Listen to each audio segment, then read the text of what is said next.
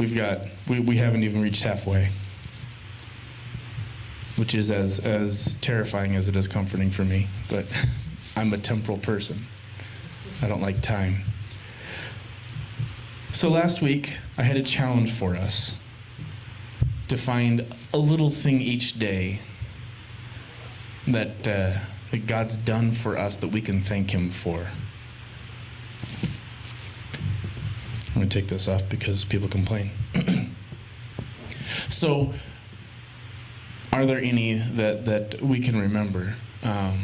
For me, a couple of the ones from this week are, I played chess with Sam a couple of times, and those were great little moments that I can keep and take. One morning, my Daisy said, told the boys, "Do you want to say goodbye to your dad before he goes off to work?" And all the way down the stairs they come. It's the hardest thing to get him out of the bed sometimes, but it was a great little joy for me.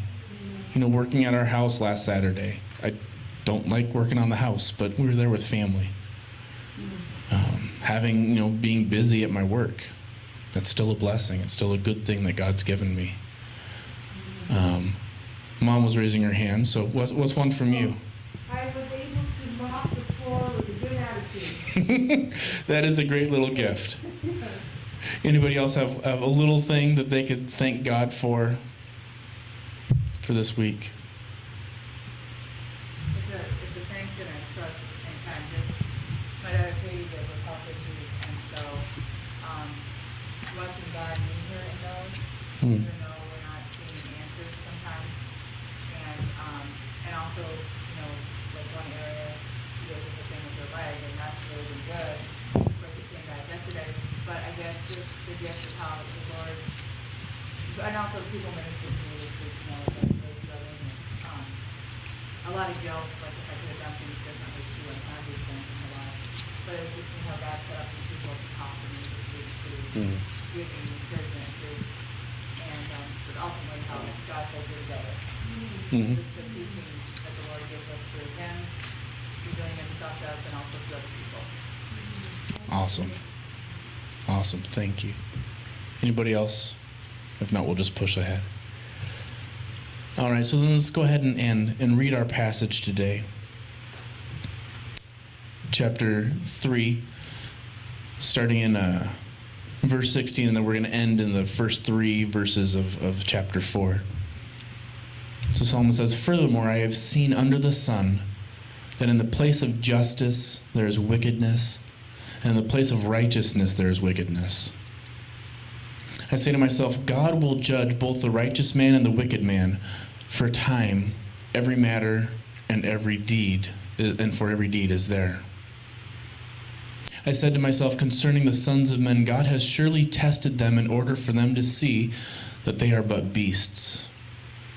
For the fate of the sons of men and the fate of beasts is the same. As one dies, so dies the other. Indeed, they all have the same breath, and there is no advantage for man over beast, for all is vanity. All go to the same place, and all come from the dust, and all return to the dust. Who knows that the breath of man ascends upward, and the breath of the beast descends downward to the earth? I have seen that nothing is better than that man should be happy in his activities, for that is his lot. For who will bring him to see what will occur after him? And then I looked again at all the acts of oppression which were being done under the sun, and behold, I saw the tears of the oppressed, and that they had no one to comfort them. And on the side of their oppressors was power, but they had no one to comfort them. So I congratulated the dead who are already dead, more than the living who are still living. But better off that both of them than both of them is the one who has never existed, who has never seen the evil activity that is done under the sun. Lord, I thank you for your word and the blessing that it is to us. Lord, I pray that you would reveal your truths in the word to us today in your name. Amen. So Solomon is changing his focus here from a time for everything, from God's sovereignty and time, to looking more at oppression, those who are oppressed. We can see how he is still focused on temporal, earthly things in this, though. He doesn't have an eternal view, and he's right. If we're only concerned about life on earth, and like he said earlier, nothing changes. We can even see this in the first verse. Furthermore, I've seen under the sun that in places of justice there's wickedness. In the place of righteousness there's wickedness. Have we ever seen judges not do their job out of cowardice or corruption, letting wickedness prevail? Of course we have. We have one of the least broken judicial systems in the world, and yet we still have corruption. We still have all these issues. When I was in the Dominican Republic, I had some friends that had disappeared for a few days, and I couldn't find them. And when I finally caught up to him and found him again, I asked him, where have you guys been? And they said, we were just in jail. It just took us a couple days to get the bribe to the guard. And then, we're out of jail now. Well, what are you in for? I don't know. This is a foreign concept to us. It's every day down there. It's not a big deal for them. I mean, they aren't a first world country like the United States, but they aren't a third world country either. They're kind of a second world country. They've got one of the best healthcare systems in the Caribbean. Decent government, but still, you get in trouble with the law. If you have money, you're good. If you don't have money, hopefully someone's going to bring you food. This is we're used to fair treatment by the law, or at least that the corruption is hidden. And as for righteousness, in this verse there are so many things that we can point to. Off the top of my head, we have the scandals with the Catholic priests. We have the prosperity gospel, where the only one prosperous is the pastor and his staff. We have, like Joel Osteen. We have false prophets like Kenneth Copeland. The list goes on and on. But like Solomon said, there's wickedness in the place of righteousness. There's a short video I'd like to show here that covers this. This is from a great man I really enjoyed learning from and listening to. His name is Dennis Prager. He's a Jew, but he has some great views on the Bible. He actually wrote a commentary that I have yet to finish all the way through on Exodus, I do believe.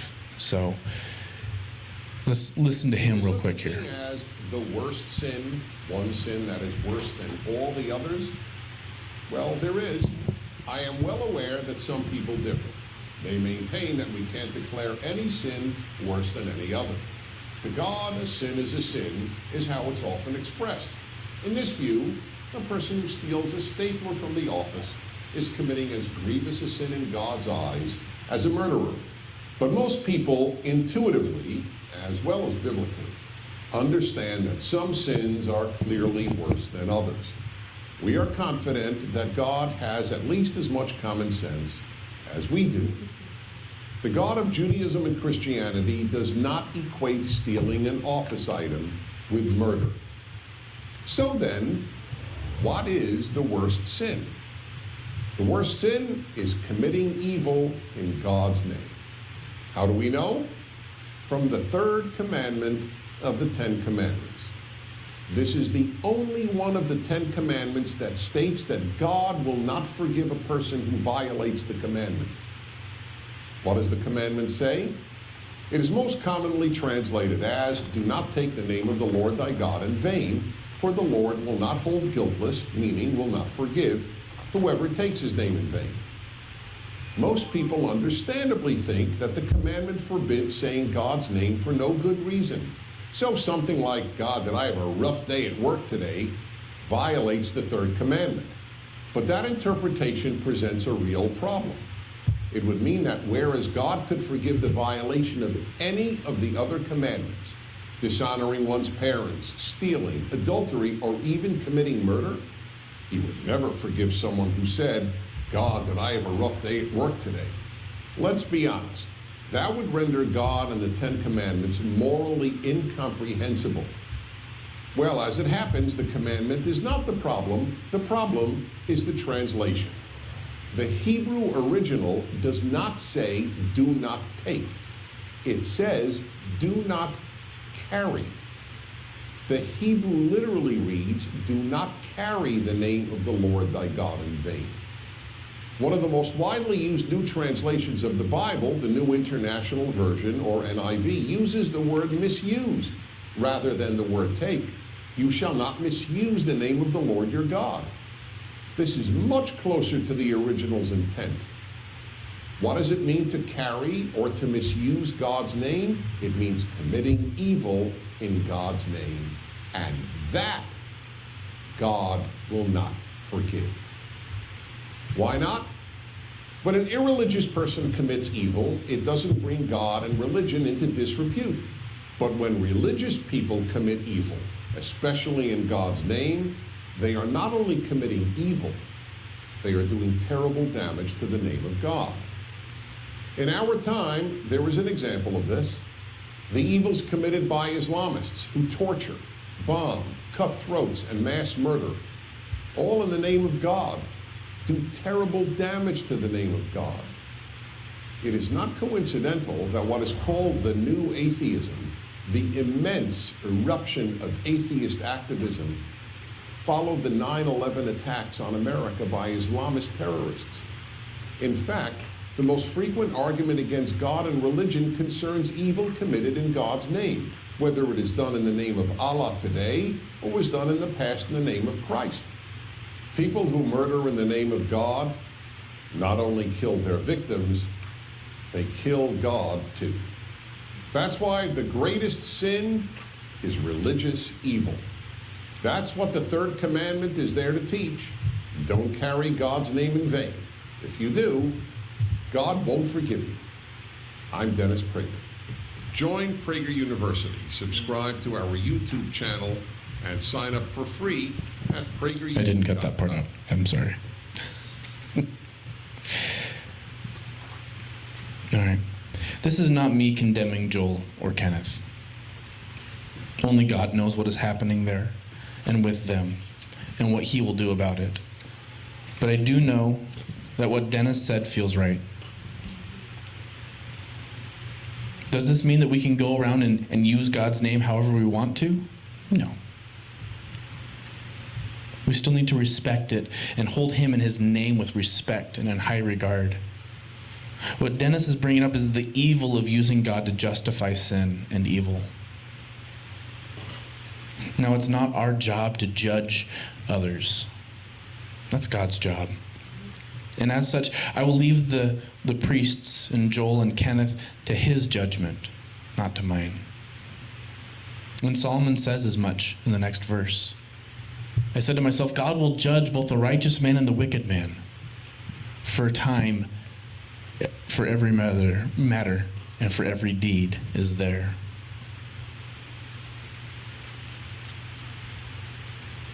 And Solomon has almost a defeated tone here, doesn't he?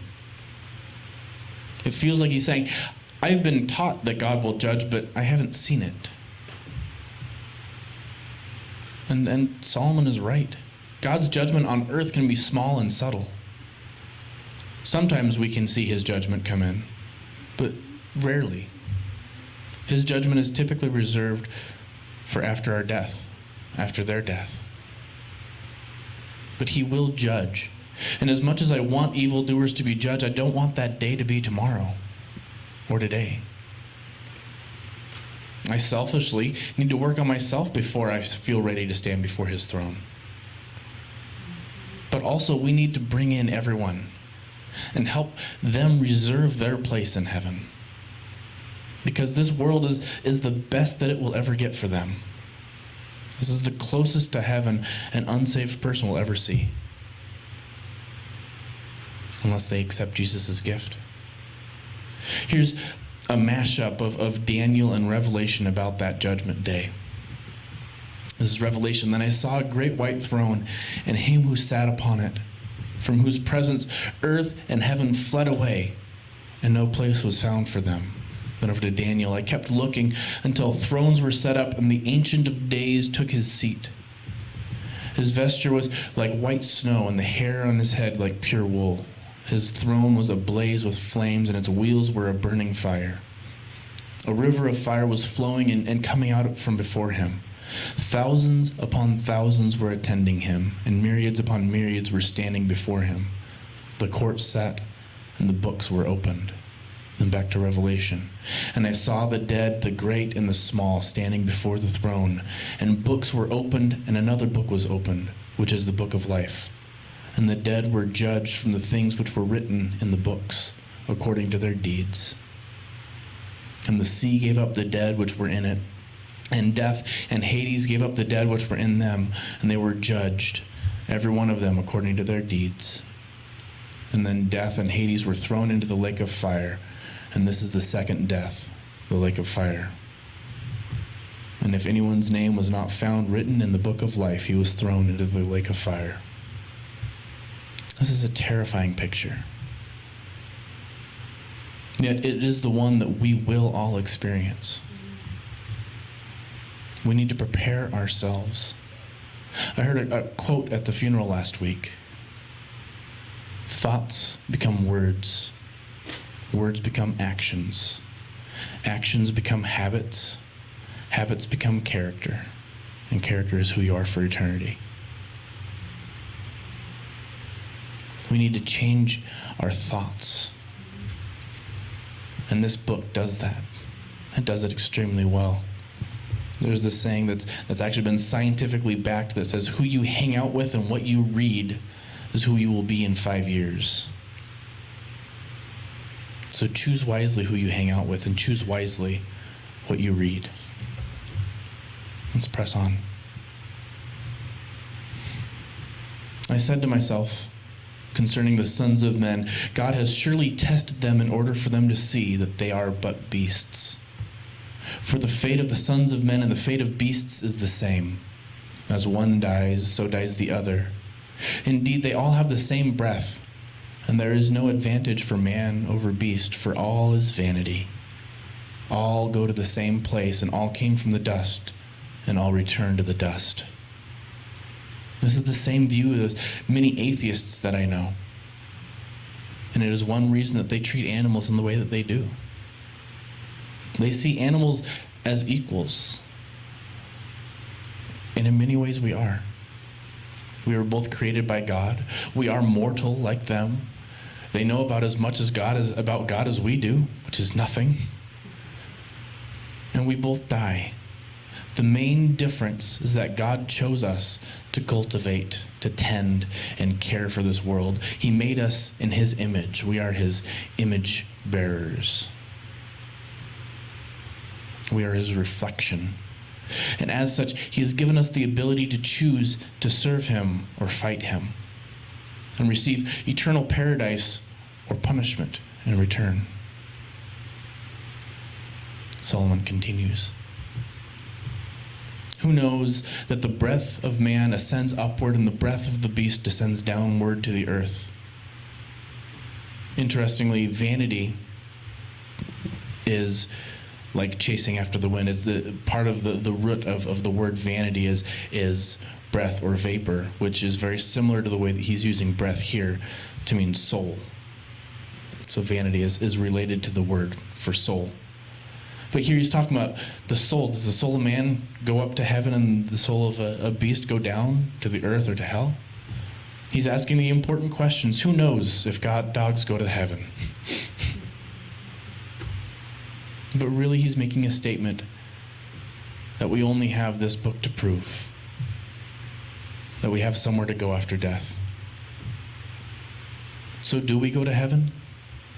Or what happens after we die? The world's answer is eat, drink, and be merry, for tomorrow we die.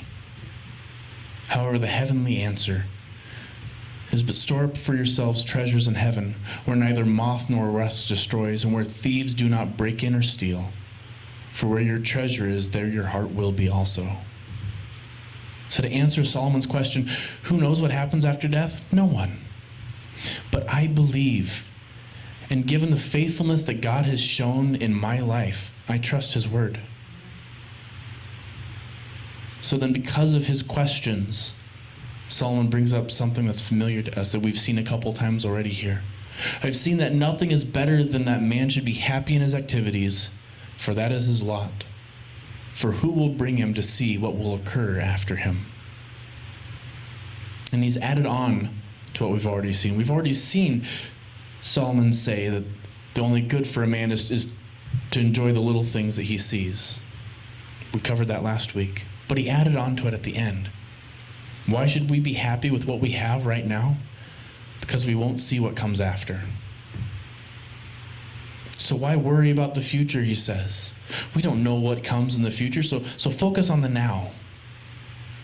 He has some points there, to be true, to be sure. But we also need to plan for our future, especially for our eternal future.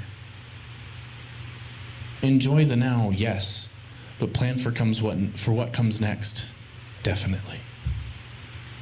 Are you prepared to give an answer to someone tomorrow on why you're a Christian? We're told to. But sanctify Christ as Lord in your hearts, always being ready to make a defense to everyone who asks you to give an account for the hope that is in you, yet with gentleness and reverence. It's a verse I had to memorize in Awana. We need to make a plan and study. Be ready for when, not if. For when God brings someone into your path. Because he will. He will. If you need help, I'd love to sit down with you and help you in practice. I need the practice. Well, I think we all need practice. There are questions that typically when we get them, we tend to freeze up a little bit. I don't want to screw this up. But we need to just be able to have it practiced and have it ready so that we can jump right in. Cover the hard questions. Everyone's got hard questions. If God's good, why is there evil in the world? That's a hard question to answer. We need to practice these things and prepare them so that when we're asked them, we can answer them. He continues. Then I looked again at all the acts of oppression which were being done under the sun. And behold, I saw the tears of the oppressed, and that they had no one to comfort them. And on the side of their oppressors was power, but they had no one to comfort them. Have you ever felt powerless when you look at the injustices in the world? I know I have many times. Seems like no matter what I do, none of that will ever change. Solomon is saying that not only are there oppressed and oppressor, but there is not even anyone there to comfort those who are oppressed. That's our job. We're supposed to be the ones who comfort the oppressed, to care for the needy, to pick up the downtrodden. That's our call. That's how we show God's love. Not by taking down oppressors, but by lifting up the oppressed, by drying their tears. Christians were the ones who set up the first hospitals to care for those that nobody else wanted to. They made the name for themselves by taking unwanted babies out of garbage piles in Rome to raise them as their own. We're an army, yes, but an army of healers, not killers. An army of medics, not soldiers, and nurses, not fighters. We're an army that cares because the world doesn't. The church today seems so worried about what society thinks that we've forgotten our calling. We should be known for our love, not our hate. Our love should be so evident that we would never be thought to be remotely similar to things like the Westboro Baptist Church. So much so that the news would even defend us because they would obviously see the difference. Just because they have the same name doesn't mean that they're the same, because they act so different. I have one other little clip. It's about a minute long, about a man named Desmond Doss, who's one of my heroes. He is not only a hero militarily, but he's also a hero in the faith. He was a conscientious objector in World War II who still chose to join the military. And this is a clip from a movie that, excuse me, from a movie that they made about him called Hacksaw Ridge, in the court where he's defending his ability to stay in the military while still not touch a weapon. Doing right. Other men should fight and die. That I would just be sitting at home saying, I need to serve. I got the energy and the passion to serve as a medic. Right in the middle with the other guys. Know less danger, just while everybody else is taking life, I'm going to be saving it. Like the world so set on tearing itself apart, it doesn't seem like such a bad thing to me to want to put a little bit of it back together.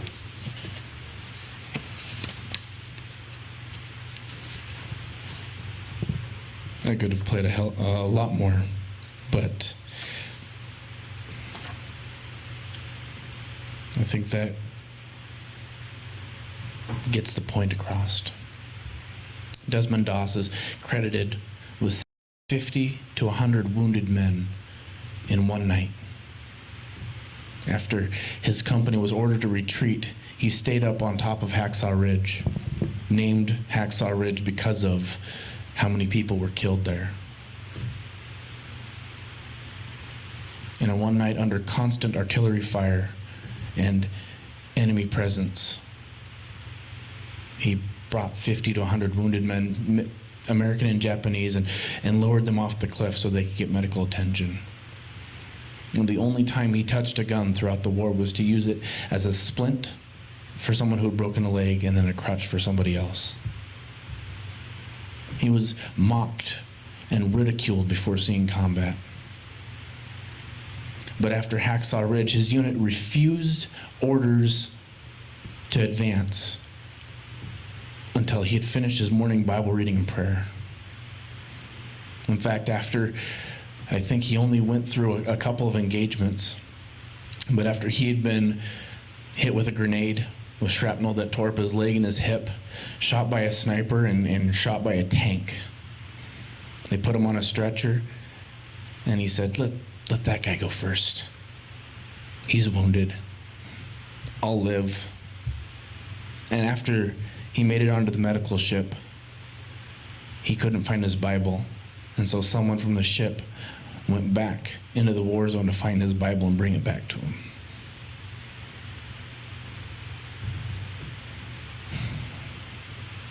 He is my hero, one of them. And he showed us how in today's world to stand up to our culture and stand up for Christ. Solomon, however, he took a different approach. He says he congratulated the dead who are already dead more than the living who are still living. But better off than both of them is the one who has never existed and who has never seen the evil activity that is done under the sun. With Desmond's example, we care for those who are hurting and oppressed, regardless. Or we can feel sorry for ourselves and for those who have to see and experience evil. It's fairly easy to understand where Solomon's coming from. Instead of carrying those who needed it, he simply felt happy for those who couldn't suffer anymore. To some, this is a mercy, yes, but to most, it is not. Better a lifetime of misery and suffering than an eternity in hell. Remember, one of the main torments of hell is the absence of God. It's the only place he chooses not to be. And since all good comes from him, then even a tortured life here with God is better than an eternity in hell. We need to offer this hope to all people so they can have hope that we have. That brings us to our memory verse. The conclusion is this. When we consider suffering, we consider oppressed and oppressor, when we consider the power imbalance and how it feels like we can't affect the world, the conclusion is this. When all's been heard, fear God and keep his commandments. Because this applies to every person. Let's spread our hope to everyone that we meet and be ready to give an answer for that hope. The world needs hope, and we have it exclusively. And hope, unlike most things in this world, is more valuable the more it's given. And the more people who have it, the more its value increases. So let's spread our hope like COVID.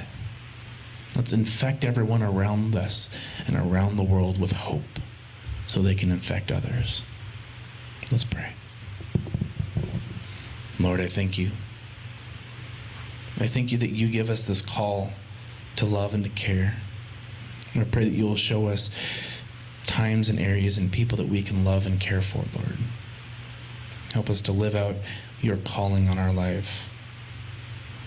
Help us to use the example that you've given us from other people before us, like Desmond Doss. I just thank you for everything that you've done in and through us, Lord, in your name. Amen.